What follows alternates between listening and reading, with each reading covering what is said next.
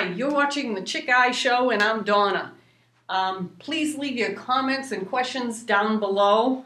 If you like the video, give us a like.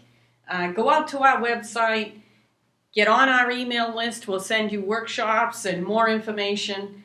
Our website is Light Channel Photography. So it's LIGHTCHANNEL Photography. Don't forget the photography word, .com. So it's Light Channel Photography, all one word, .com. All right. So again, my name is Donna. You're watching the Chick Eye Show. We're on video 2. If you missed video 1, what we talked about was how to find out where your aperture settings are, or what are your aperture settings. Where is it in your camera manual? Go find it. What is your shutter speed? What have you got your shutter speed set on? How do you find it? And the last thing, how are you recording? What ISO are you using to record? The ISO has to do with what the aperture should be set at and what the shutter speed should be set at. So the ISO is like the ASA. If you used to have a film camera, the ASA was the film setting, and it would be anywhere from 200 to 1600. I think they went up to 1600 with film. I don't remember the maximum that you went on film because I never used to use the higher films. I used to use maybe up to 400 at the most. I know it went to 800 anyway. So the ASA was a United States standard setting, and what would happen is there were all these settings. It's all mathematical, and if you were in bright sunlight, then your aperture should be at this and your shutter speed should be at that. Okay, so that's what the ASA was. Then there was an international standard that was not a US standard. It was some other digits or whatever it was. And what happened is they took those two standards and they put them together when they did digital. Okay, so when they did digital media, they put the two standards together and they came up with ISO. So ISO, if you remember, I was talking about the ISO, and I said set your camera at 200 for the time being. You'll get some good quality pictures. You have to have more light to use 200, so if you're in a low light situation, you might have to change it. But anyway, I told you to set it at 200. So if you set it at like 1600, 2500, and you're out taking pictures, you're going to get mud, right? You're going to get mud. You don't want a muddy picture.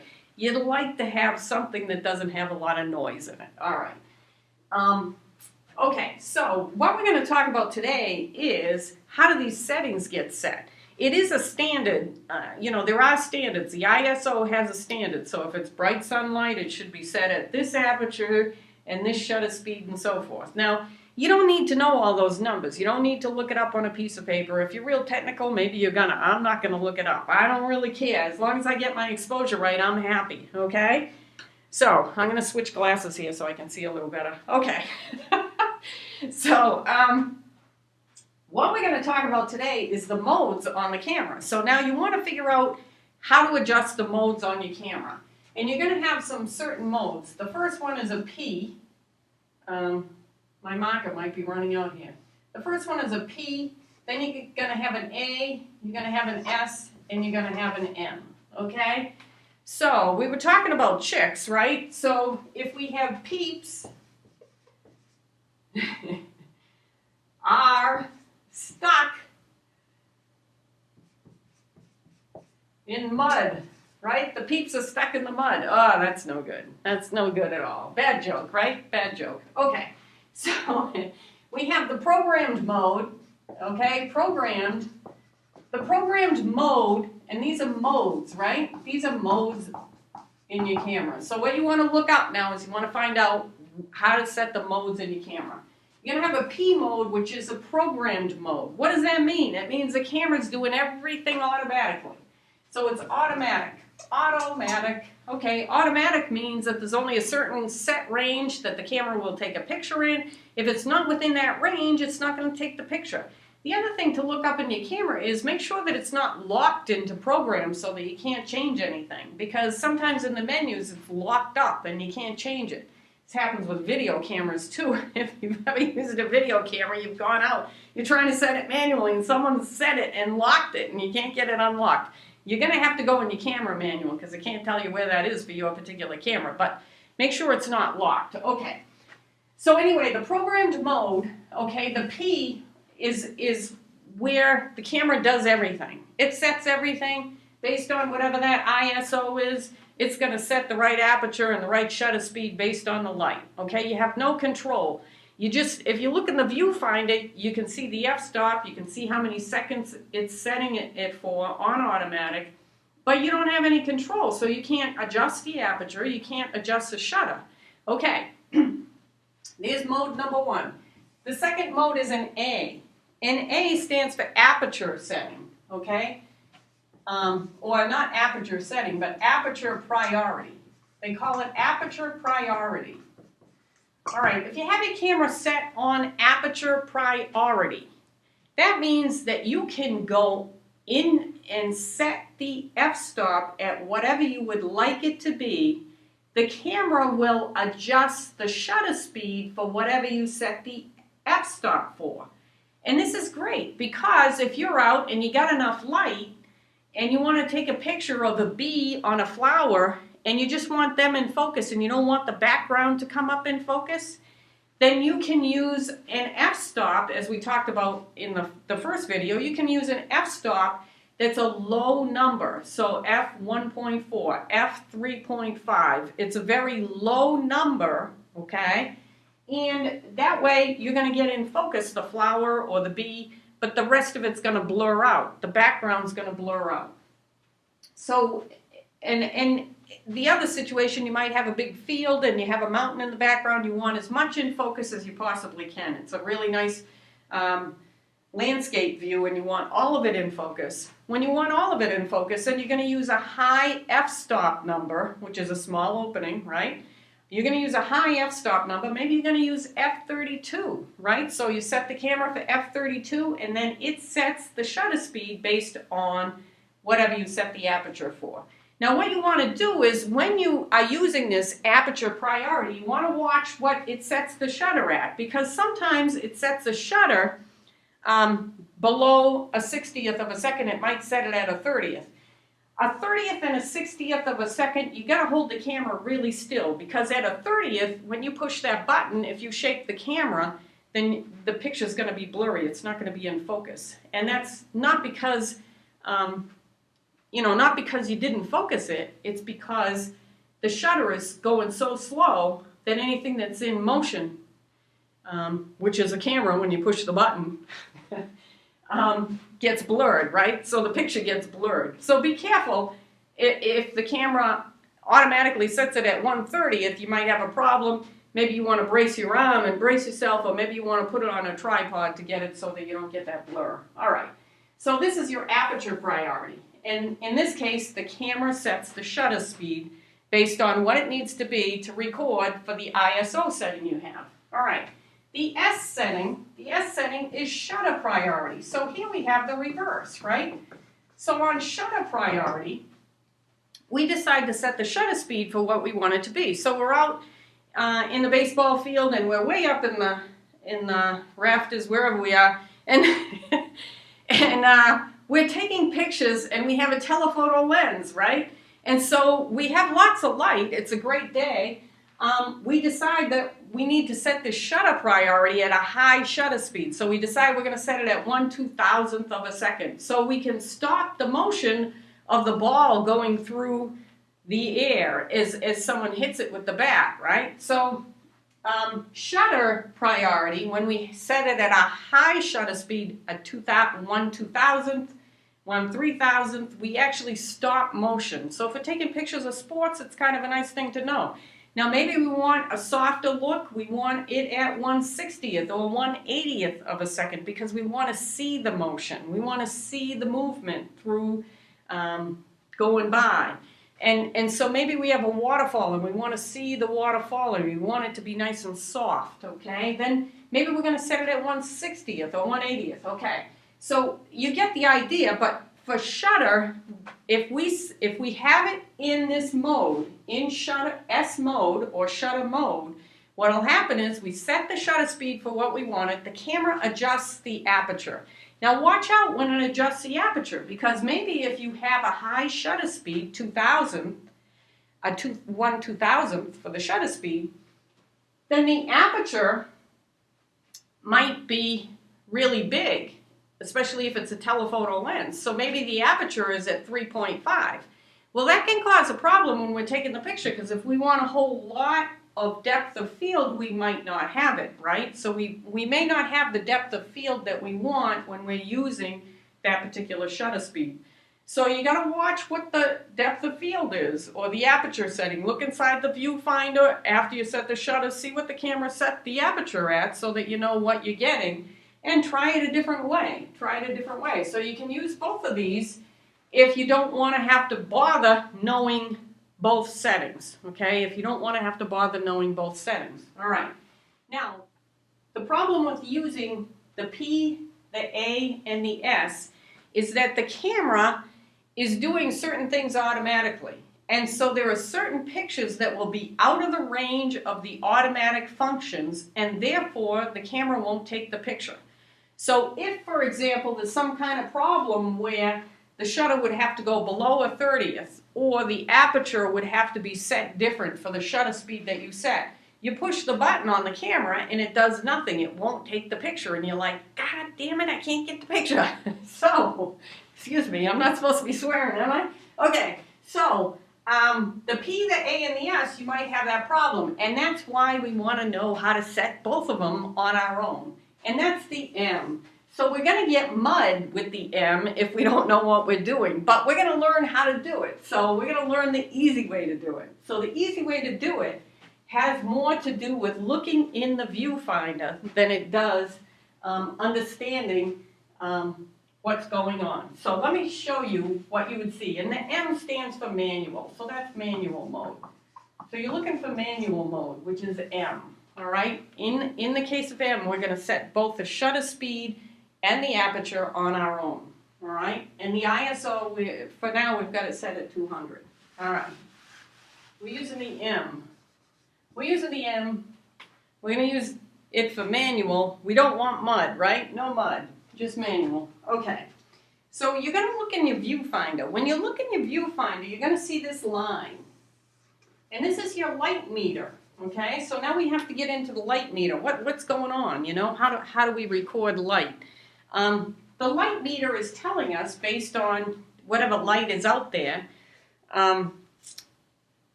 what kind of setting we need to be at. So if we look at the light meter in the viewfinder, it's got a little zero in the middle. It's got a little zero in the middle. Now, what you want to make sure of is that you know which side has the plus and which side has the minus. Because if you look in your viewfinder, one side is going to have the plus and one side is going to have the minus. Now, currently with my digital camera, the minus is on the right-hand side and the plus is on the left-hand side. But when I had a film camera, it was the reverse. It was the reverse. So I know there's a menu setting and I can reverse it, but I never bothered to do that. At first I was totally confused and baffled as to why I was not reading the light meter correctly. And then I realized that it was reversed. So what you want to do first is figure out which side is which, okay? So you got a plus side and you got a minus side. A plus side and a minus side. Okay. So it's going to be either way. All right. Now, your light meter reads, it either is reading over here, you know, maybe it has a line there, or if this is my zero here, maybe I've got the meter reading over there. It's reading to one side or the other of the zero, okay, one side or the other. Now let's say, now that I know what the aperture does and what the shutter speed does, right, I know that in this particular case I want a high depth of field. So I say, okay, well, I'm going to set the aperture on f16. That'll give me enough depth of field for whatever I'm taking a picture of. That's what I decided I wanted. And then I look at the light meter and I go, oh, the light meter is way over here. Okay, it's way over here. And I really need it to be in where the zero is. I need it to be in where the zero is. So now I take the shutter adjustment, and I keep adjusting until this moves in to the 0, right? So as it moves into the 0, I'm adjusting the shutter until I get to the 0, all right? So this 0, hypothetically, this 0 in the middle of the light meter, that's the light meter, is where your setting should be. Hypothetically, that's where your setting should be. Now, we run into problems when we're in bright sunlight or when we're in darkness, because the light meter might be using the average of the whole picture. So if the light meter, for example, if we're on the ocean and we've got a lot of water around, water reflects light. So we've got the sunlight, we've got the water reflecting the light, and we've got all this light. We've got tons and tons of light. And what's happening is the meter is taking all of that light and it's adjusting for more light than what exists because of the reflections, okay? And so in a lot of cases, this meter reading may be wrong. Not only that, there were, and I haven't really looked lately, but they used to have studies done on light meters that were in cameras. And they were testing light meters to see if they measured up to the ISO setting that they were supposed to be. And they found that more than 50% of them were wrong. So what you might find with your pictures is you don't like them when they're at 0. You don't like them when they're taken at 0. And so you're adjusting a little bit to the right or a little bit to the left. Basically, you're going to have to experiment to figure that out. Okay, so what I want to show you is a couple of things. You're setting either your aperture or possibly your shutter speed on what you want it to be. Then you're looking at the light meter and you're going, okay, now I got to adjust the other one to make that light meter work out right. So what I want you to understand about that, though, is here's my 0, okay? If this is the negative side, and this is the positive side, and make sure you're looking in your viewfinder the right direction because you might not be. If this is the negative side and this is the positive side, and I am in very, very bright light, I am taking a picture directly into the sunlight, and there's someone in shadow, and I really want to get that person so I can see them, but I'm afraid that the light in the background is averaging into the darkness in the foreground. And what's happening is I'm going to miss the person. I'm going to miss the person because the meter isn't reading right. So what the meter is doing is it's reading more light. It's reading more light. And I need it to have, let's say, less light. So I want to go to that negative side a little bit. And I want to try a couple of pictures. So I'm going to try one picture at 0. I'm going to try one picture a little ways out with that meter, and then I'll try another one a little ways further out. So what I'm doing is I'm bracketing my exposure. And if you want to, while you're trying this, try it on the other side too, because then you'll see what happens when you have too much light, everything gets washed out, right? Too much light and you got everything washed out. So try bracketing. Bracketing is taking the same photograph at different exposures until you get used to your meter and you figure out how well the meter works, whether the pictures are coming out the way you would like to see them. All right. So use that meter. First adjust for what you want. Are you going to adjust for aperture? Are you trying to adjust for aperture? Are you trying to adjust for motion? Are you trying to adjust for both? Because what happens is a lot of people get a little confused. You might have to compromise somewhere in the middle. Because as you open the lens more, okay, then the shutter might have to go faster. Maybe you wanted it to go slow too. So it depends on your lighting situation, because these two pieces are working in reverse and you might have to find a compromise between the two. Once you understand how they work, that's going to help you. So as you open the aperture wider, then maybe you need the shutter to go faster because you got a lot of light. Yeah, you need the shutter to go faster. Or maybe with this aperture open smaller, you need the shutter to be slower, but you want it to stop motion, so maybe you can't.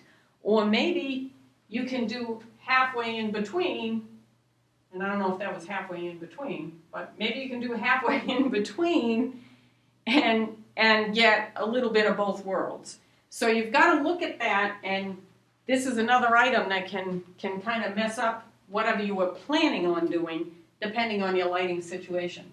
So if this number is f1.4, maybe the shutter speed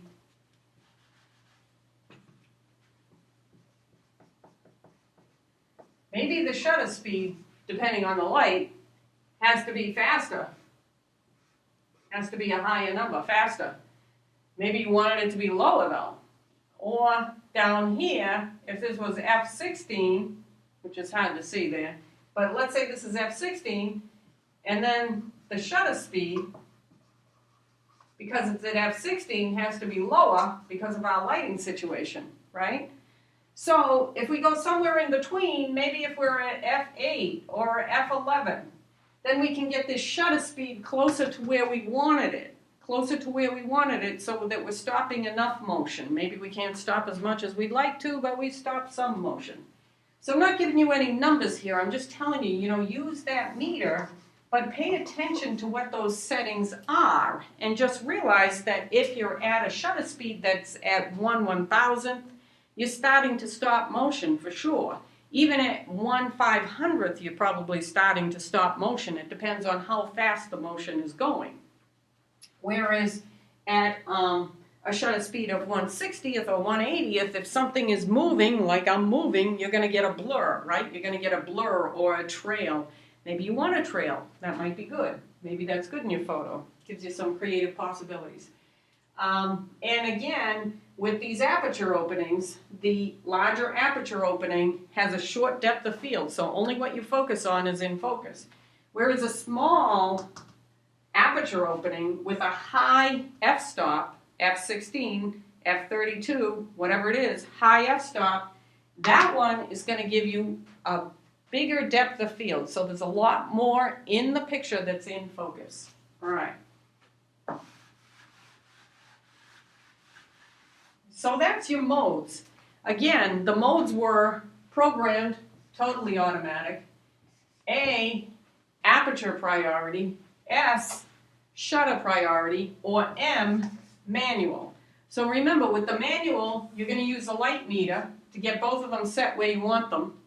And don't forget, too, that if you use manual, you're going to be able to adjust to adjustments that the automatic will not adjust to. So sometimes you're trying to take a picture and you can't get it to take the picture, but you really want to take the picture anyway, then set it on manual and then take the picture. It'll allow you to do it.